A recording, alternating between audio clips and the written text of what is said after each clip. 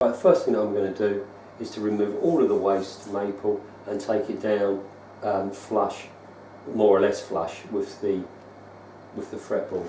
Now normally most of the work I do on the neck is with a spoke shave, but this maple has got quite a bit of figuring in it, and it just rips up. So my other favourite tool for working on necks is one of these Japanese Shinto rasps. So this is what I'll be using initially to remove most of the material. So just as a point of interest, this mandola, I carved the neck on it last week.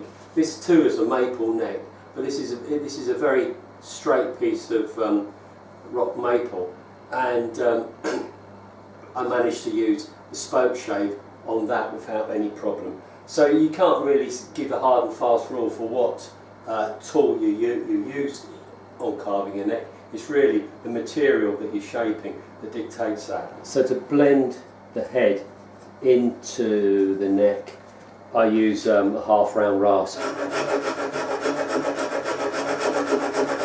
This rasp I must have had 40 years. Handmade Swiss rasp. Cost me a fortune when I bought it, but you know, say, been using it for 40 years.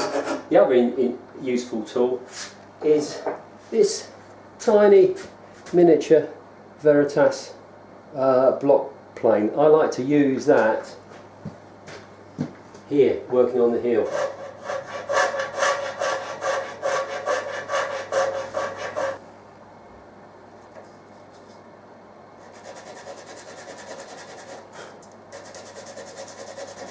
Right, so I've removed most of the waste, and I suppose about ½ millimetre away from the edge of the fretboard. So what I'm going to do now is flip it over and take it down to the depth that I want. Okay, so what I'm going to do now is take this down to about 22 millimetres here and about 22 millimetres there. I'll leave the middle section at the moment.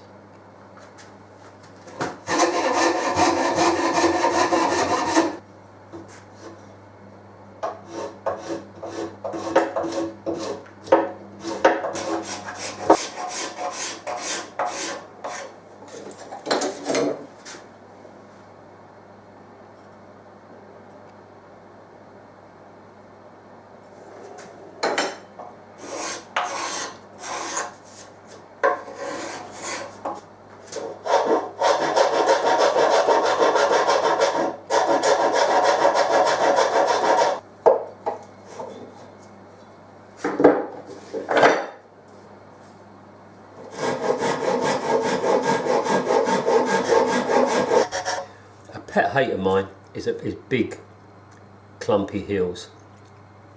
You want to take out as much material as you can to allow the player access to the upper register, and also from purely an aesthetic point of view, it looks so much neater to have a small slender heel. I think many luthiers are a little bit concerned about taking too much wood out of this area, but actually that bit of wood there doesn't do a thing.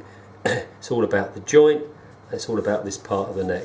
If you think of an electric guitar neck, how long it is, the amount of leverage, you know, on say a bolt-on Fender neck, you haven't got a heel to make it any stronger. So nice, slender, slimline heels, please.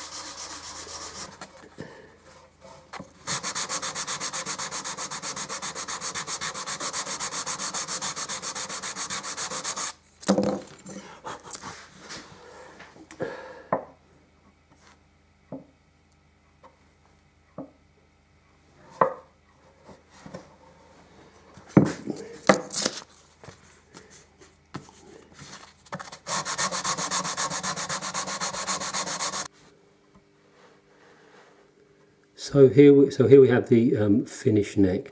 You can see the volute. The intention of this part is to give a little bit more material around what is a potentially weak spot on the neck. But on saying that, the way I actually splice the head to the neck is an incredibly strong joint. So, you know, it's a real kind of belt and braces job, that. The neck itself, 21 millimeters, slowly tapering to about 22 there. So it's pretty much even all the way along.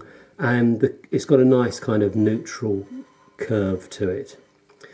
And hopefully you'll also see that the heel looks quite elegant, quite purposeful, rather than just being this big rounded off blob looking like a bit of an afterthought. So there we have it, one mandolin neck.